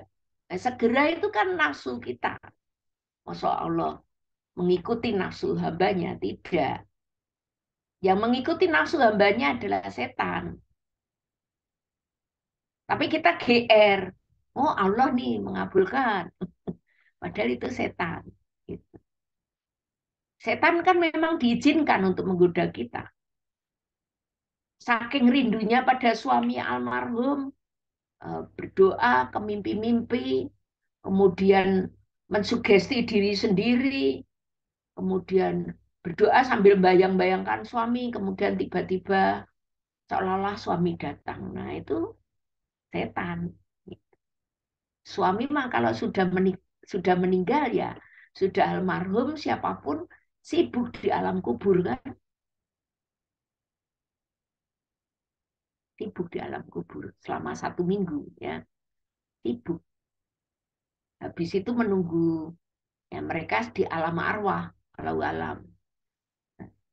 Yang goib-goib kan kita hanya diberitahu kalau memang diizinkan tahu. Dan itu akan sangat sedikit. Ya, sangat sedikit. Harus hati-hati betul hadisnya itu sahih atau tidak. Seperti itu. Silakan. Ya, saya kira cukup ya Ibu ya. Baik, selanjutnya Ibu, ini pertanyaan dari Bunda Sajedah. Afwan mau bertanya Ibu, apabila kita dalam kesehatan memberikan kata untuk berserah diri pada Allah Subhanahu wa taala dan lain-lain, yang intinya berdoa pada Allah, apakah diperbolehkan Ibu? Gimana diulangi? Apakah Apabila boleh? kita apabila kita dalam kesehatan, dalam dunia medis sepertinya ini Bu, memberikan kata untuk berserah diri pada Allah Subhanahu wa taala yang intinya berdoa kepada Allah, apakah diperbolehkan untuk Ya, mengingatkan pasien sepertinya Ibu? ya, boleh saja kita mengingatkan di awalnya ya. Saya pun kan selalu mengingatkan ketika di awal mengajar tadi ya dengan raditu billahi robba wa bil islami dina dan seterusnya. Seorang dokter, seorang terapi, seorang bidan ya, mengingatkan ibu, mari kita berserah diri kepada Allah. Semua takdir itu milik Allah, haknya Allah. Mari kita awali dengan ta'awudz dulu. A'udzubillahi minasyaitonirrajim. Bismillahirrohmanirrohim. Nanti kalau sakit sekali, sambatnya kepada Allah misalnya. Astagfirullahalazim. La haula wala quwata illa billah. Yang menyembuhkan Allah Subhanahu wa taala, bukan saya. Ya. si perawatnya, si dokternya kan tidak jadi bangga diri, ini saya yang ngobati, saya yang menyembuhkan loh. Bukan. Dan itu juga si terapis itu kan juga menjaga dirinya dari ujub, sombong, merasa Superman, merasa bisa mengatasi semua masalah. Kan gitu. Ketika mengingatkan pasien, klien, kita kan mengingatkan diri sendiri. Nah itu sadar murni. Kalau nggak sadar di bawah sadar ya, Bu berbaring Bu, nanti tak suntik ya. Ini obatnya mujarab loh. Nah gitu. Nah itu ya, tidak sadar, sesadar-sadar. Iya. Apabila ada yang ingin bertanya, bunda-bunda boleh raise hand. Yang ingin bertanya langsung, Monggo. monggo silakan Ibu, Bunda. Masih ada waktu. Monggo saja, saya nggak ada acara lain khusus untuk ini saja. Ya Allah, barakallah Bu. Syukran. Mohon maaf Ibu, sebelumnya domisili mana Ibu? Saya sekarang sedang di Semarang. Oh, Masya Allah. Saya sedang di Semarang, Oh, jadi iya saya Bu. asli Jogja. Saya Iya. asli Jogja, Oh, Masya Allah. lahir, besar, kuliah, sekolah tuh di Jogja. Ya, Bu. Sebagian keluarga di Jogja. eh, Ya. Orang-orang yang saya sayangi juga banyak di Jogja sampai hari ini. Masih saya di Semarang dengan satu anak, eh, salah satu anak saya cukup banyak. Jadi ada yang sudah menikah, ada yang belum menikah, ada yang masih kuliah, 4 orang masih kuliah, ya. Nah Ya itu Allah. ada yang orang dengan saya. Saya Masya masih belajar belum pensiun, Ya, ya. Masya Allah, Bu. Salam kenal ya, Bu. Ini ada yang Iya. raise hand, Bu. Oh Silahkan, iya, Mbak. monggo. Mbak Nawa Siti Al-Munawaroh. Silakan, Mbak, dibuka mic-nya. Ya, Iya Mbak Nawa. ya, Assalamualaikum Ibu. Waalaikumsalam warahmatullahi wabarakatuh. Salam kenal nih. Terima kasih Mbak Yuni atas kesempatan yang diberikan ke saya. Izin Bu, kebetulan saya pun juga dari medis ini Bu, dan memang lagi mencoba untuk apa namanya, ya lagi intinya lagi belajar lah gitu Mas. Jadi mana yang memang kembali ke Quran Sunnah, terus mana yang memurnikan tauhid gitu ya Bu ya. Jadi memang tidak mudah gitu, apalagi kalau materi-materi ini memang disuguhkan di media-media pelajaran kita di kampus gitu ya Bu. Nah yang jadi PR itu terkadang ketika saya diskusikan ini dengan dosen yang pemangku materi tersebut itu justru berpikirnya itu ya kan kita nggak ke sana gitu. Ini kan kita ganti ininya jadi lebih terlihatnya seperti Islami gitu Bu, lihatnya seperti Islami. Jadi sampai akhirnya tuh saya Ya, jadi benar. dibilang ragu sih enggak, cuman belum menemukan apa jawaban untuk menanggapi itu gitu Bu. Dan ini makanya mudah-mudahan bisa kita apa eh, ke depannya Ya saya udah bisa tepat. untuk coba Ambil. sharing kembali gitu Ibu. Terima kasih Iya, Bu. Jadi beda-beda tipis nih Bu antara oh, ini loh sebenarnya gitu. Tapi kan mereka alasannya mungkin tadi kan dengan materi yang di slide Ibu tadi ternyata pernah dipakai dari segi kedokteran gitu kan. Ternyata ini dan yang itu yang aslinya dari jadi para telinga penyembuh. dia. Ya, Ya, gitu. Gimana ya, itu Bu izin? Terima kasih. ya. Jadi eh, para penyembuh itu dulu kita menyebutnya dukun ya. Dukun kalau sudah kuliah jadi dokter namanya. Tapi sekarang dokter-dokter banyak yang jadi dukun lagi, ya. Eh, Seperti itu. Nah, ibu-ibu juga gitu. Dulu ibu-ibu, emak-emak itu belum sekolah tinggi, kemudian Ya, sekolah. Setelah sekolah, pada sekolah tinggi, emak-emak merasa tidak mahir di rumah, kemudian belajar perdukunan lagi untuk menghipno anaknya sendiri. Sama bidan-bidan juga ditantang eh, harus ahli, seolah-olah kalau pasiennya lahir semua dengan baik semua, lancar semua, kemudian enjoy semua itu berarti bidannya yang pinter.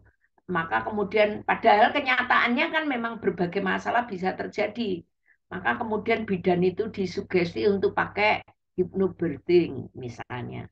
Nah, bahkan dosen-dosen ya sekarang ini banyak yang karena putus asa mau ujian S2, mau ujian S1, S2, S3, bahasa Inggrisnya nggak kecapai-capai, TOEFL-nya, maka kemudian belajar hypno language ya.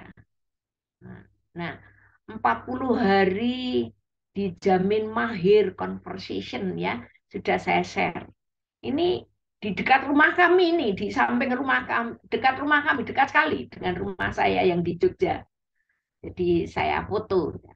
Nah, saya tidak bermaksud menjelekkan lembaga ini, tapi ya memang lembaga ini yang promosi. Ya kalau dia promosi, resikonya ya di-share begini kan. Nah, 40 hari mahir conversation. Ibu-ibu yang dari kesehatan pengen mahir menyehatkan orang. Kembali lagi, siapa sih yang jadi Allah ya Syafi, ya kan? Siapa yang menyembuhkan? Siapa penyembuh yang utama? Kalau Allah tidak mengizinkan sembuh, maka orang itu tetap dalam kondisi. Apakah sakit itu buruk? Bahkan sakit itu kasih sayang Allah. Sakit itu merontokkan dosa. Kalau diterima sebagai suatu takdir yang diterima sebagai kasih sayang Allah. Allah sedang membersihkan dari dosa-dosaku dengan penyakit ini. Maka ibu bisa mengafirmasikan. Nah, mari kita pinjam kata-kata itu. Ibu bisa mengafirmasikan, menegaskan, mengingatkan dengan serius, dengan kalem, tetapi sugestif ya, menyampaikan, ibu Muslim, mari kita sama-sama berdoa. Itu tadi. Mari kita pasrahkan ikhtiar kita kepada Allah. Kemudian diingatkan, karena orang tuh kalau takut kan lupa semuanya. Diingatkan doanya apa. Adi berbaksa, Robbana ismi, dan seterusnya misalnya. Atau astagfirullahaladzim, astagfirullahaladzim, astagfirullahaladzim. Seperti itu saja. Berapa kali berulang-ulang? Apakah harus diulang-ulang? Ya kalau orangnya itu sangat serius, astagfirullahaladzim, langsung dimulai disontek atau dimulai diapakan ya. Ya sudah sekali juga nggak ada masalah kan gitu. Oh itu bukan hipno tapi dia lakukan dengan sadar kok. Jadi tidak ada lagi, jangan pakai lagi istilah-istilah yang diajarkan Freud. Freud itu siapa toh? Kan bukan nabi. Bahkan dia orang yang ateis ya. Dia seorang ateis. Ya. Kemudian dia hidup di keluarga besar yang penuh dengan trauma juga. Ya. Dia hanya merefleksikan dirinya sendiri sambil belajar, kemudian membuat teori. Seperti itu. Ya. Baik. Bagaimana Mbak Nawa? Siap, Ibu. Siap Ibu, itu tantangannya di situ Bu. Jadi Iya. kalau yang belum Benar. ini kan masih tetap afirmasi gitu ya. Padahal kan kita sudah ada kayak kalimat doa atau yang Iya. zikir-zikir yang bisa pakai gitu ya Bu. Berdoalah, berdoalah. Mari berdoa Ibu, ayo berdoa Ibu. Itu kan sudah afirmasi. Ya. Menerangkannya Buang pakai kata-kata afirmasi karena tadi pertanyaannya dengan kata-kata afirmasi. Tapi isinya adalah kalimatnya adalah ibu-ibu saya afirmasi ya, kan nggak gitu. Ibu mari berdoa, Ya, kan betul. gitu. Nah, peristiwanya afirmasi dalam bahasa Inggris. Dalam bahasa Inggris. Kan nggak perlu dipromosikan seperti itu. Ya, mari kita berdoa. Doa itu kan kata-kata Arab loh ya. Jangan salah. Ya, betul. Ya, dalam Quran ada kata-kata doa, ya toh? Doa ya. Ya. Dalam orang Indonesia ya jadi doa. Nah, eh, ketika dosen kita mengajarkan, ketika kita jadi murid, Islam mengajarkan jadilah murid yang beradab, ya kan? Ada adab antara murid dan guru. Kalau saya sampaikan bahwa murid boleh salah, ya boleh baru belajar, ya kan? Apakah murid nanti setelah belajar boleh salah? Ya jangan salah lagi, sudah belajar. Tapi apakah guru bisa salah? Bisa. Guru kan manusia. Nah, tetapi kan itu saya yang ngomong, bukan mahasiswa yang ngomong.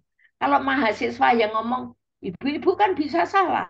Itu kan jadi tidak beradab. Ya. Ya enggak? Nah, maka jangan berbantah dengan guru. Yang penting jangan lakukan apa yang keliru. Kan gitu. Ya, betul. Karena guru itu dulu, guru itu digugulan ditiru, ya kan? Artinya jadi teladan. Guru sekarang tuh sibuk dengan sertifikasi. Semua orang terhipnotis oleh sertifikasi.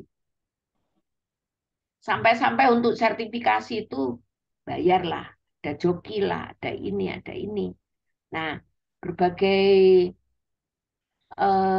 upaya kemudian dilakukan walaupun itu entah benar entah keliru ya. Tetapi yang penting sekarang ini banyak guru yang kemudian menjadi kehilangan ruh keguruannya. Kita rindu guru yang guru ya. Maka ya guru yang utama siapa sih? Ibu kan, ibu kita. Kita bisa bicara karena diajari bicara oleh orang tua. Maka ya adab yang pertama adalah guru kita yang pertama, ibu kita, bapak kita, orang tua kita. Baru guru-guru yang lain. Tapi kalau orang tua keliru pun kan kita juga nggak boleh menurut toh. Nabi Ibrahim mencontohkan, Nabi Ibrahim nggak menurut sama orang tuanya.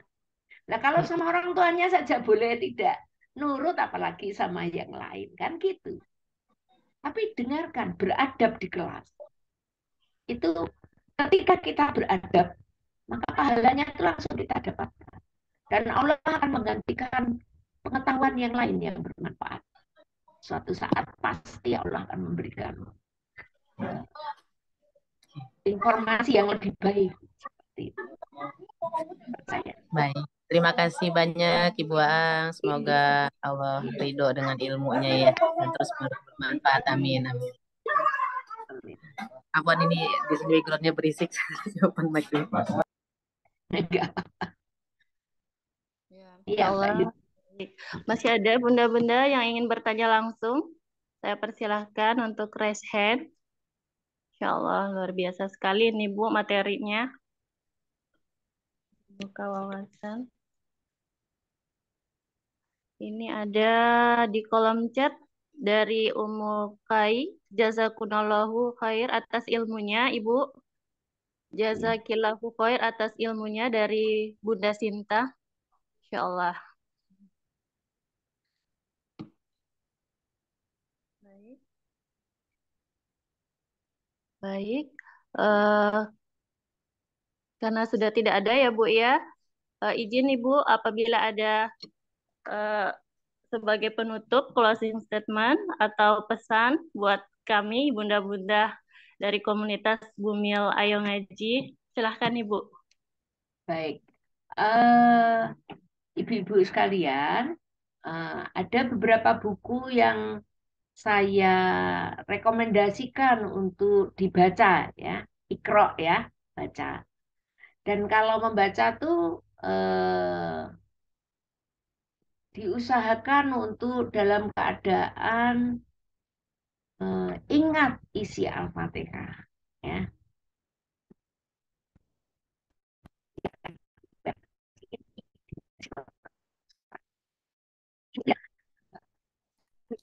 Berisi ada yang bagus,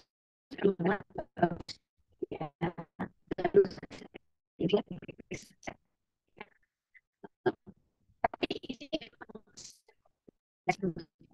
Mohon maaf Ibu, sepertinya jaringannya kurang bagus. Suaranya kurang jelas Ibu. Oh gitu ya. Kalau jaringannya itu di luar Al-Quran. Jadi ada kamus di luar Al-Quran. Ya. Nah, ini kenapa bertanya ini? Ya, bertanya.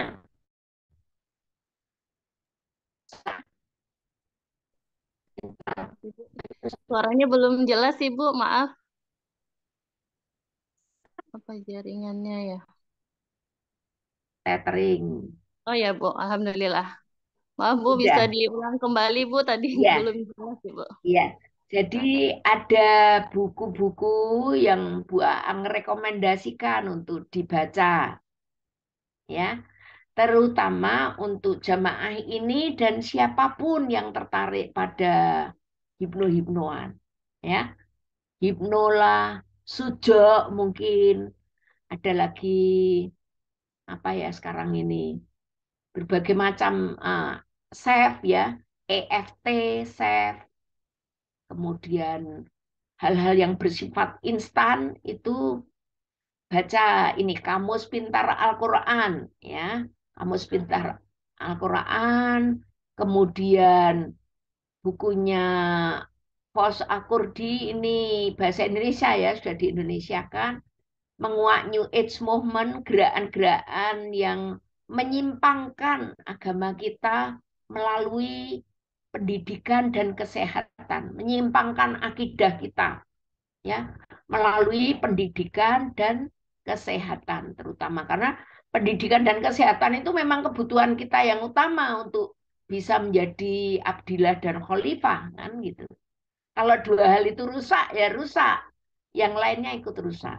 Nah, kemudian ada buku pintar tentang jin, sihir, ruqyah syariah ya. Nah, ini eh, ibu-ibu terutama eh, penting mempelajari ini semua supaya kita kembali lagi back to basic. Basic kita adalah Allah Subhanahu wa taala, Rasulullah dan alim ulama yang amanah. Karena sekarang ini banyak uh, ulama syuk ya, hati-hati ya. Dia ngaku dia pakai udeng, dia pakai atribut-atribut yang Islami tapi sesungguhnya pemikirannya itu menyesatkan, bahkan melakukan cuci otak ya.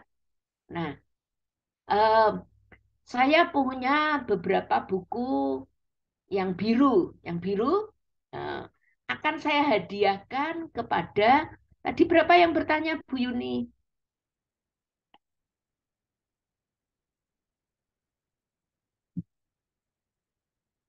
Bu Yuni, halo, Bu, belum saya ada empat Bu empat sama ya. Mbak Nawa yang resen. Ini nanti ada lagi Bu, mohon maaf satu lagi pertanyaan yang baru Oh, muncul Bu. oh iya, Maaf. baik. Eh, hadiahnya nanti kepada siapa nih? Nanti Bu Yuni yang saya punya 3 buku yang bisa saya hadiahkan ya. Masya Buku Allah. yang biru. Buku yang Masya Allah, biru. barakallah Bu.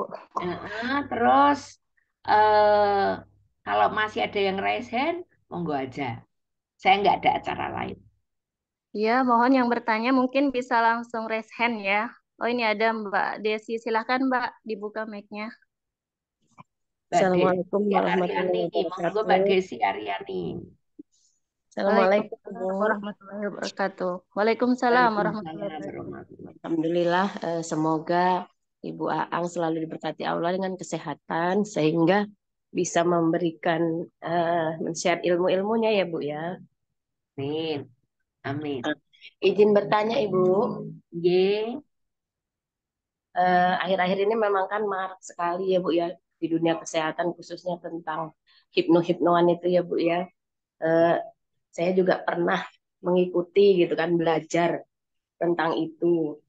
Alhamdulillah setelah semakin ke sini dengan mengkaji dan mengikuti apa sih ternyata hipno itu bagaimana dan pada hari ini alhamdulillah lebih lebih terbuka ya Bu ya mengenai itu lebih jelas bagaimana hukumnya hipno itu ya. Yang ingin saya tanyakan Bu, saya pernah mendengar apa tentang kuantum itu kan Bu, ada ilmu kuantum itu Bu ya.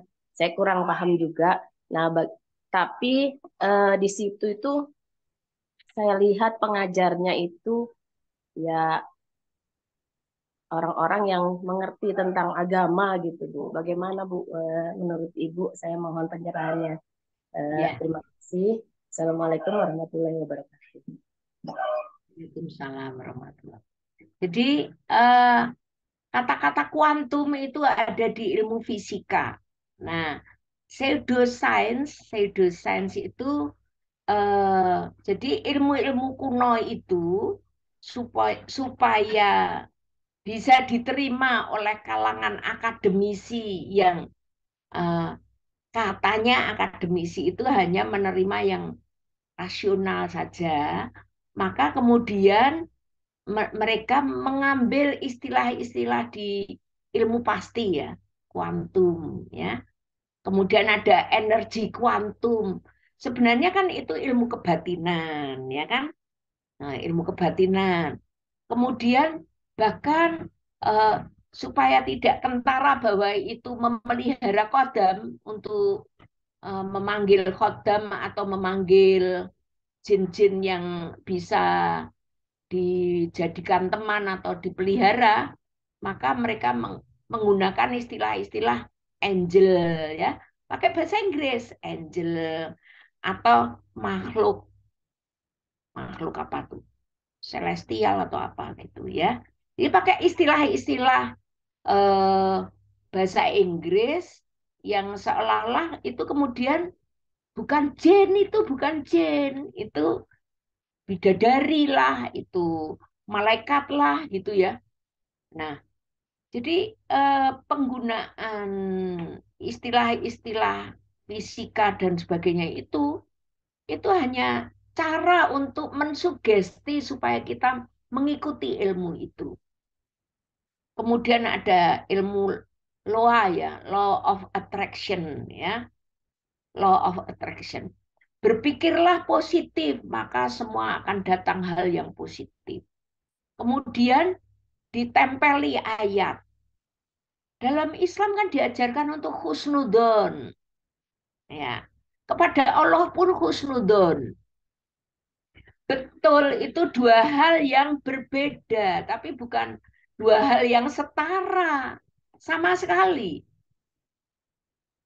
Bukan hal yang setara. Mengapa saya katakan begitu? Karena ketika kita berhusnudon kepada Allah, kita itu yakin betul Allah ya Rahman ya Rahim, kita kemudian tawakal, menyerah, kita qanaah, maka pada saat itu cobaan seberat apapun itu akan dirasakan sebagai cara Allah mengasihi sayangi kita. Ya tadi yang saya bilang, sakit pun merontokkan dosa-dosa. Kan itu kasih sayang Allah. Belum sampai ke kuburan, sebelum sampai di akhirat nanti dosa-dosa kita udah dirontokkan.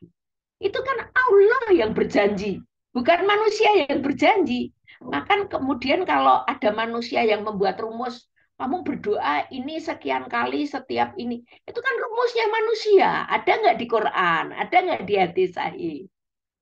Nah, kalau ada yaitu wahyunya Allah, apa sunnah Rasul, ya kita ikuti.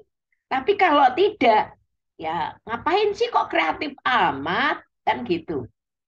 Husnudon kepada Allah itu selalu diikuti dengan iman dan taat. Iman itu selalu diikuti taat. Husnudon kan karena iman. Kalau udah iman harus dibuktikan dengan ketaatan.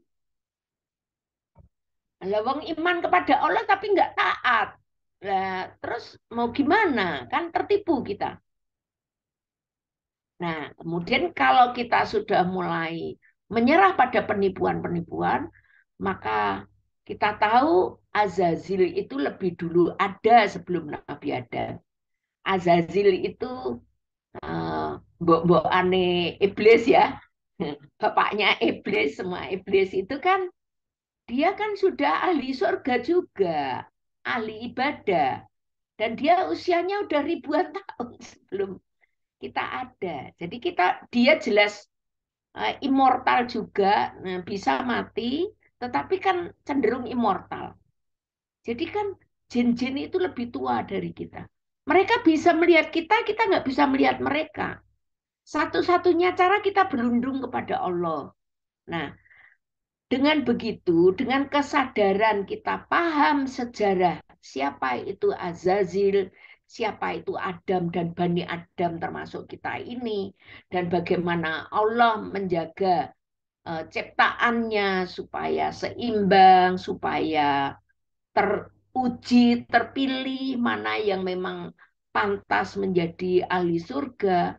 Kalau kita membaca Quran dari awal sampai akhir 30 juz, niscaya kita belajar itu tidak cukup seumur hidup. Karena yang sudah mati pun tuh pengen hidup lagi untuk mempelajari Al-Quran lagi. Tapi kan sudah nggak bisa. Maka mumpung kita masih hidup, belajar Qurannya dibaca. Tidak bukan darus saja, tapi sampai kepada pemahaman dan pengamalan. Ya paling tidak terjemahnya tuh kita baca. Terjemahnya baca Al-Fatihah satu ayat, terjemahnya terus demikian. Terjemahnya sampai 30 juz. Niscaya itu akan banyak sekali pertolongan datang kepada dari Allah Subhanahu wa taala melalui Quran itu sendiri yang menginspirasi kita untuk menghadapi kehidupan kita.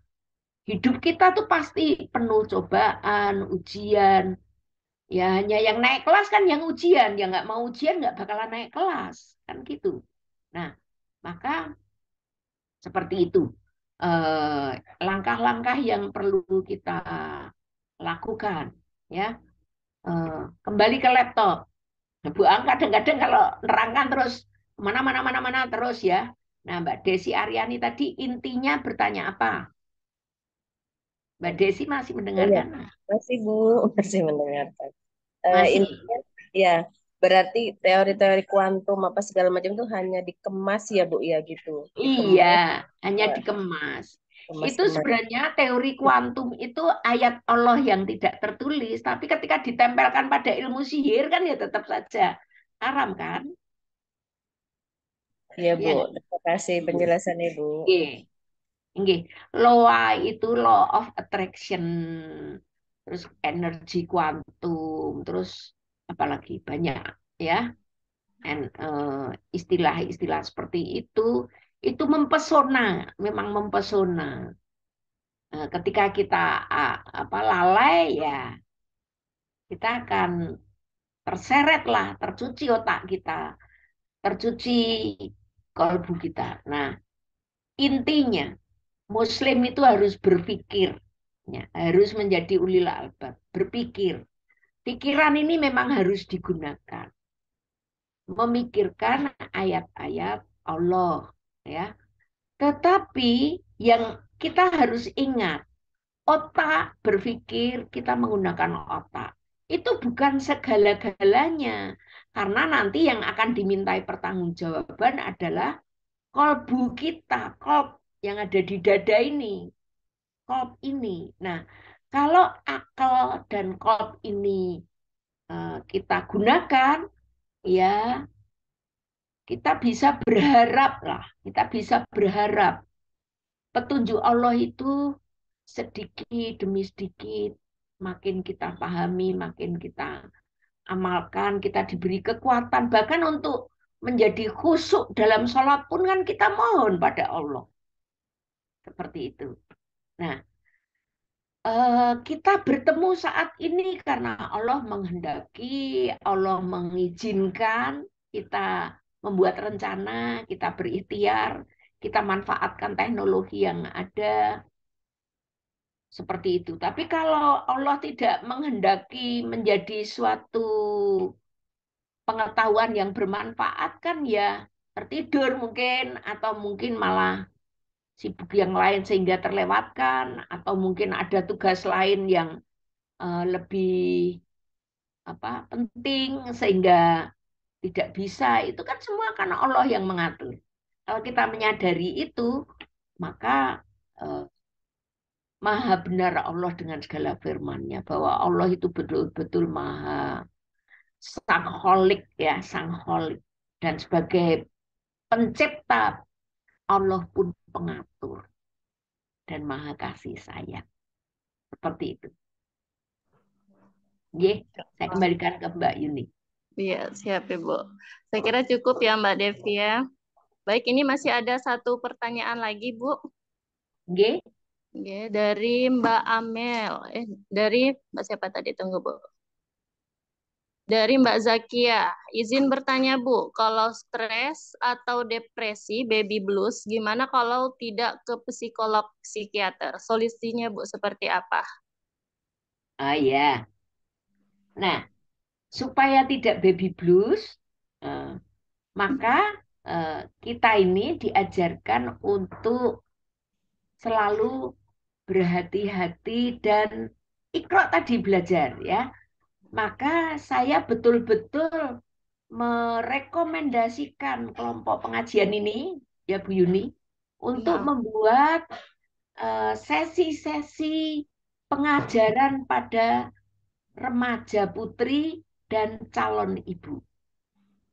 Ya, remaja putri sekarang itu cenderung hanyut kepada yang instan. Dia pikir cara mencari jodoh yang baik dengan cantik, dengan penampilan, dengan selfie-selfie, dengan TikTok ya, seperti itu. Nah, mempromosikan tubuhnya, mempromosikan kemolekannya seperti itu supaya dapat jodoh yang menyenangkan. Nah, maka sebelum menjadi ibu, sebelum menikah, sudah belajar dulu eh, apa sih tugasnya dia sebagai seorang perempuan. Nah, maka saya lebih suka mengatakan perempuan itu perempuan, bukan wanita. Karena kalau wanita itu akar katanya dari banita. Banita itu dari peristiwa bahasa betina. Betina itu hanya alat kelamin saja, jenis kelamin.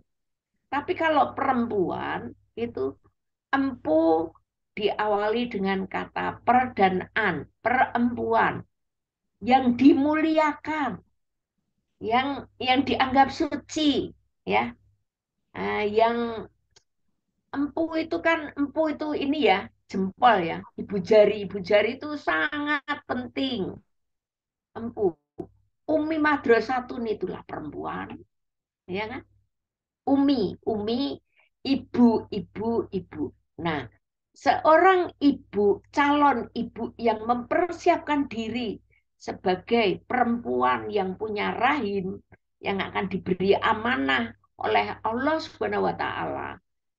Kalau dia sadar bahwa yang di dalam rahimnya itu adalah amanah dari Allah Subhanahu wa Ta'ala, maka dia akan merasa apa secara secara dewasa dia akan mempersiapkan diri menjadi seorang ibu yang baik, ibu yang bertanggung jawab, amanah. Kenapa? Karena tidak semua orang dipercaya Allah untuk mengandung dan tidak semua isi kandungan itu seperti yang diinginkan, ya kan? Nah, kepasrahan itu dulu dan keyakinan bahwa dia dipilih Allah menerima amanah satu nyawa yang ada di dalam dirinya dan itu menjadi sehat dan tidak sehat itu dipengaruhi oleh dirinya, maka yang namanya aku nggak doyan telur selama aku hamil nggak doyan telur, aku nggak doyan sayur selama hamil nggak doyan sayur, itu tidak akan terjadi. Jadi nyidam orang Jawa yang sifatnya aleman, kemeyek ya, playing victim, aku lagi hamil loh, terus aleman. Berlebih-lebihan itu tidak muncul. Tapi adanya adalah justru aku harus minum vitamin ini, bismillahirrahmanirrahim. Ini ada makhluk Allah nih di dalam perutku. Maka sekalipun vitamin itu rasanya apapun, dia telan demi anaknya. Aku aku sudah diamanai Allah, aku harus kasih sayang. Allah Maha kasih sayang, aku kasih sayang. Allah pasti bela aku ketika aku berjihad melahirkan. Nah, mental yang sehat sebelum menikah, mental yang sehat ketika menikah dan kemudian hamil, itulah yang membuat seorang perempuan tidak mengalami baby blues. Kalau sampai mengalami, ya diruqyah, diruqyah. Bisa jadi dia terkena ain, ya. Bisa jadi mertua, Mbak, kamu anu lo ya, kamu begini lo, railok lo. Nah, ini lo. Nah, banyak stigma yang ditempelkan pada dia. Nah, sehingga dia makin stres, makin stres. Sebenarnya baby blues itu tidak tiba-tiba karena melahirkan kemudian baby blues, tapi itu sudah rentetan ya, rentetan. Kemudian ketika dia dalam keadaan berjihad itu dia tidak mendapatkan dukungan yang memadai dari suami, dari orang tua, doa orang tua, doa mertua. Mertua kan juga orang tua kan, menjadi orang tuanya juga. Mertua itu mendoakan mantu itu sangat penting. Karena banyak mertua yang justru cemburu sama mantu perempuan. Nah, ini harus diputus ya kalau ada ain-ain dari orang tua maupun mertua. Gugon Tuhan, kamu bawa gunting kecil, kamu bawa ini nanti kamu ini tolak bala dan sebagainya. Yang sirkiah-sirkiah dan itu tidak sesuai dengan Islam dan menakutkan ya. Itu menambah masalah. Oh, enggak ditambahi masalah orang hamil itu sudah perubahan tubuhnya berat ya dan itu mempengaruhi emosinya. Apalagi kalau suaminya kemudian malah cemburu dengan calon anak karena dengan kehamilan itu menjadi tidak bisa berpacaran, berpasutri secara bebas misalnya. Nah ini Pak, jadi calon bapak harus di training, ada pembekalan khusus, calon ibu juga ada pembekalan. Calon suami ada pembekalan, calon istri juga ada pembekalan. Bahkan pembekalan itu bisa dimulai ketika dia melihat ibunya hamil. Ya, sejak kecil memang. Ya, kalau ada LGBT sekarang, itu efeknya karena banyak ibu yang tidak mengajari anaknya untuk yang perempuan untuk menjadi ibu seperti dia dan menganggap jadi ibu adalah beban, menjadi ibu adalah sengsara, menjadi ibu adalah takdir yang buruk. Nah, itu seudon kepada takdir Allah itulah yang membuat akhirnya ujung-ujungnya ada orang yang menderita baby blues. Ya, seperti itu. Kembali lagi ke iman. Diruqyah kalau memang tidak berdaya, diruqyah. Dan Rasulullah pun kan diruqyah ketika sakit. Ya, ada riwayatnya sahih ya. Rasulullah itu didoakan. Diruqyah itu kan didoakan. Didoakan. Doanya apa? Ya Al-Fatihah saja bisa gitu loh. Al-Fatihah suaminya meruqyah dengan niatan apa? Habis wudhu, sholat, kemudian meruqyah istrinya. Selama hamil itu istrinya didekati dengan apa? Eh, kertas koran yang digulung, kemudian tempelkan di perut istri, kemudian bacakan Al-Fatihah atau surat-surat Yusuf, surat Ar-Rahman, surat apa saja, mungkin surat Al-Baqarah yang ayat berapa yang itu merupakan ekspresi doa harapan dari seorang ayah dan ibu kepada anaknya yang masih dalam kandungan. Ya, insya Allah kita bisa me, me, apa ya, kan apa ya, kita insya Allah berharap dan terus berharap kepada Allah melahirkan dengan baik dan bisa merawat dengan baik. Bahwa ada hal lain, yaitu takdir Allah. Kembali lagi kepada iman takwa, kepasrahan itu tadi. Kalau kita terlampau percaya diri, semua kan karena aku. Nah, ini kesombongan. Iblis masuk, setan bermain-main di situ. Muncullah baby blues. Saya kira begitu jawabannya. Panjang lebar juga toh. Ya maklum. Masya Allah, barakallah Bu. Baik, bagaimana Mbak Zakia? Apa cukup? Baik, Ibu ini ada yang bertanya untuk bukunya beli di mana Bu? Buku yang biru, yang Kamus Pintar Al-Quran, itu bisa pesan ya, bisa pesan lewat Mbak Yuni aja ya. Siap Pesan Ibu. lewat Mbak Yuni. Siap.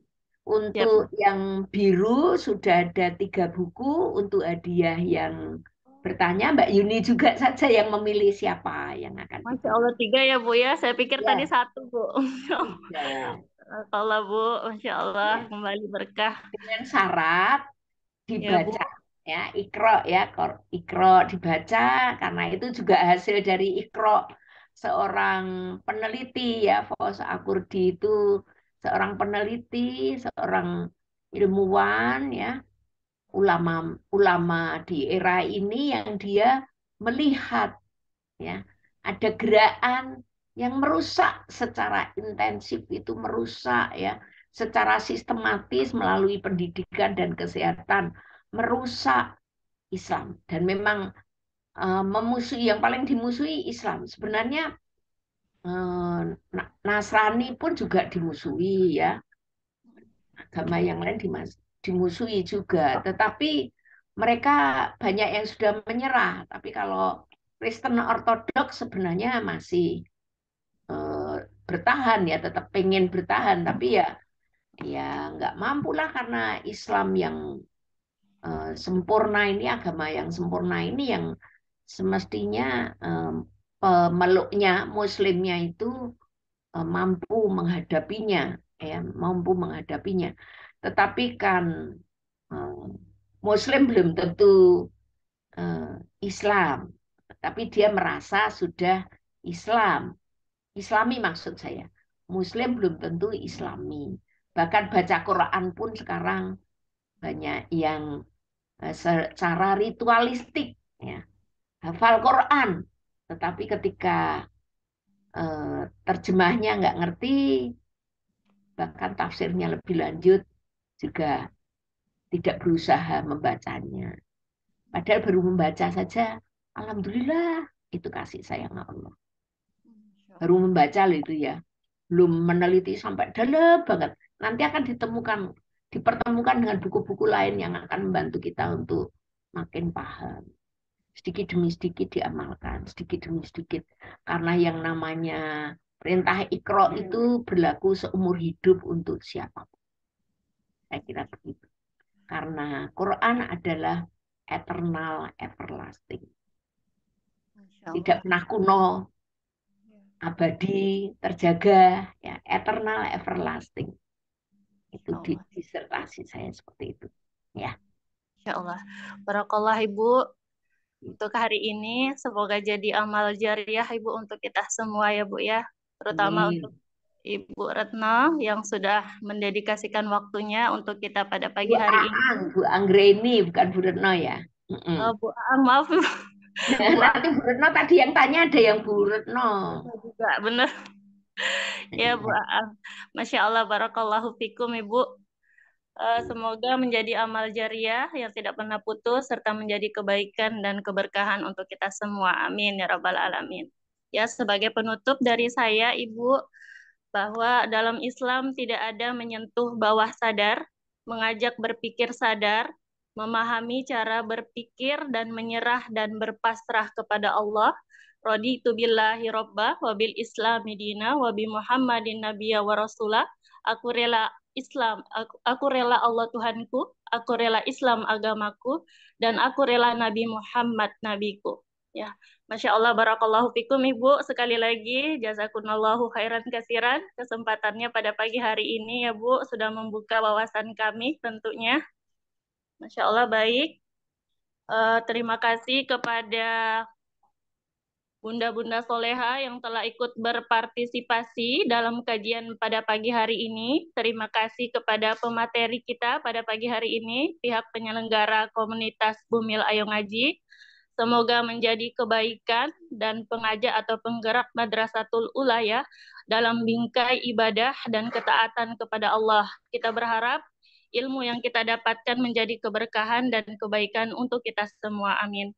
Mohon maaf atas segala kehilafan dan kesalahan dalam rangkaian kajian pada pagi hari ini. Sedikit pantun dari saya ya. Buah ceri, buah leci, dicampur gula enak sekali. Saya Yuni, selaku MC, saya ucapkan jazakumullahu khair kasiran. Cukup sekian, terima kasih. Saya akhiri. Assalamualaikum warahmatullahi wabarakatuh. Waalaikumsalam warahmatullahi wabarakatuh. Mbak Yuni, interupsi sedikit. Matur nuwun. Ye, saya pamit ya. Untuk Iya, terkait Bu. Ye. Jazakallahu khair. halo, Bu Yuni bisa diumumkan untuk pemenangnya mungkin Bu, untuk alamat. iya, Alamatnya. minta tolong dicek ya ke saya ya. Siap, Mbak.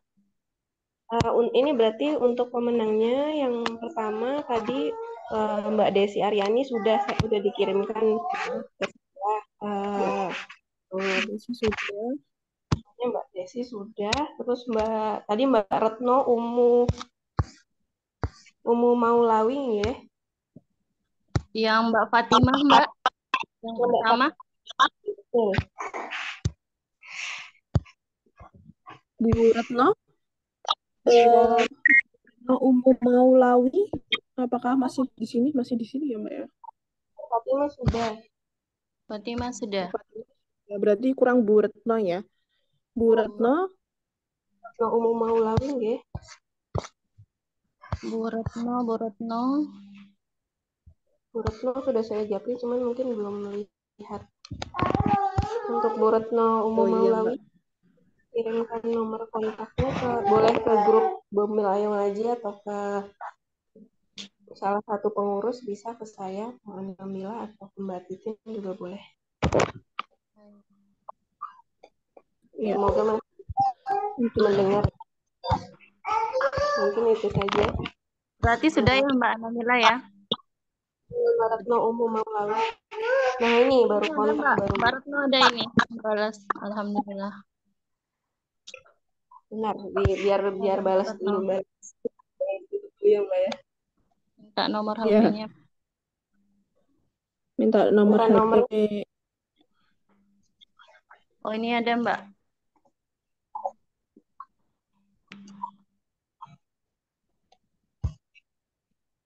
Nah ini baik.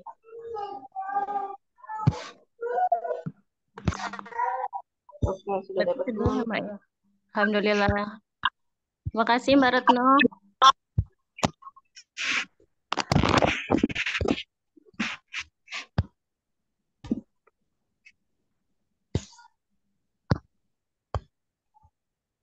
Berarti sudah ya Mbak Namila ya? Sudah 3-3 ya Mbak? Sudah Mbak, sudah. Alhamdulillah. Ya, Mbak. Oke, alhamdulillah. Wafikum jazakillahu khair Mbak Retno.